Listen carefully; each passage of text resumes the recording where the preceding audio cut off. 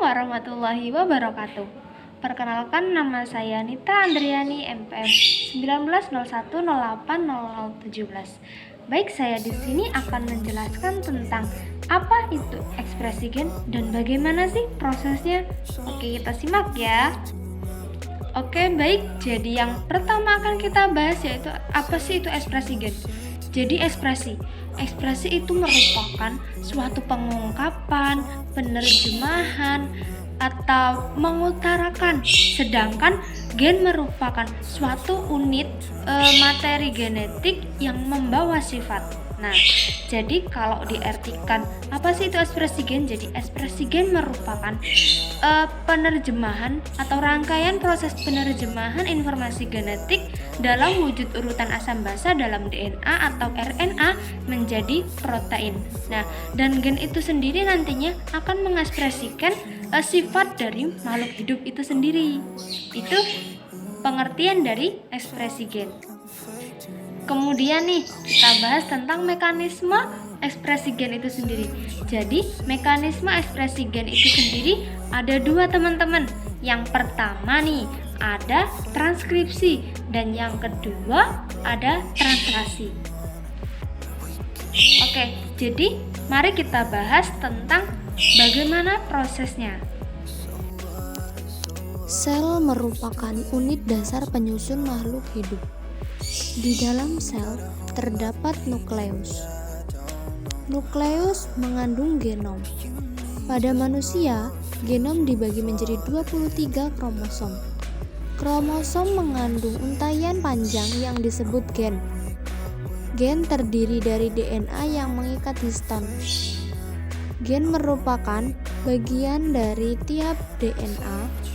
DNA dapat membuat protein ketika DNA itu ditukar. Ada saatnya DNA menempel pada enzim RNA polimerase, dan di enzim rantai double helix dari DNA akan terbuka melebar dan terpisah menjadi rantai DNA yang ke atas dan di bawah. Pada saatnya DNA menempel pada enzim RNA polimerase dan tibalah datang nukleotida mRNA yang bergerak dari luar ke dalam mengikat nukleotida DNA pada rantainya yang bawah sesuai dengan kode genetiknya.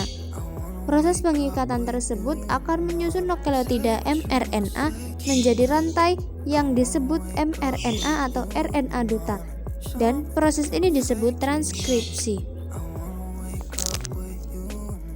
Nah, itu merupakan proses transkripsi, yaitu dari DNA menjadi rantai mRNA atau RNA duta.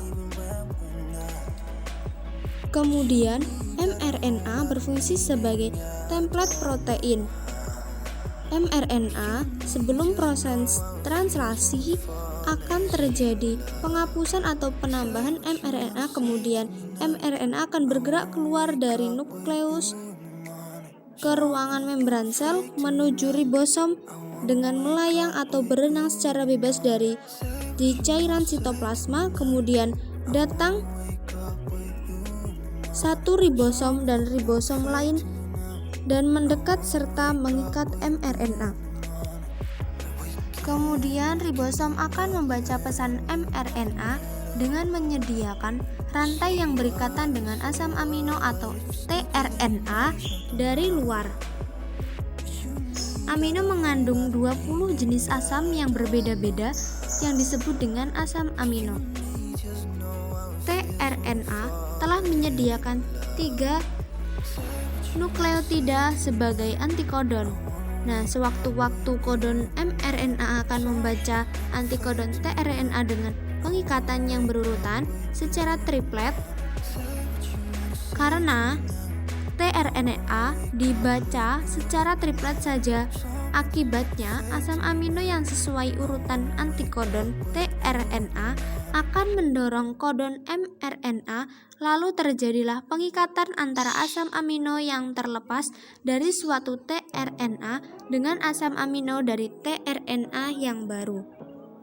tRNA yang baru mendorong mRNA sehingga tRNA ikut terdorong akibatnya, tRNA yang melepaskan asam amino akan terjadi pengikatan antara asam amino lain dengan asam amino lainnya. Kemudian hasilnya asam amino yang tersusun membentuk rantai yang disebut dengan polipeptida atau rantaian asam amino. Hingga kemudian keluar dari ribosom. Nah, proses ini disebut dengan proses translasi. Dan jika proses translasi telah selesai, maka polipeptida akan terputus, kemudian polipeptida akan berenang dan lama-kelamaan nantinya akan melipat dan mengeras menjadi satu kesatuan yang disebut dengan protein.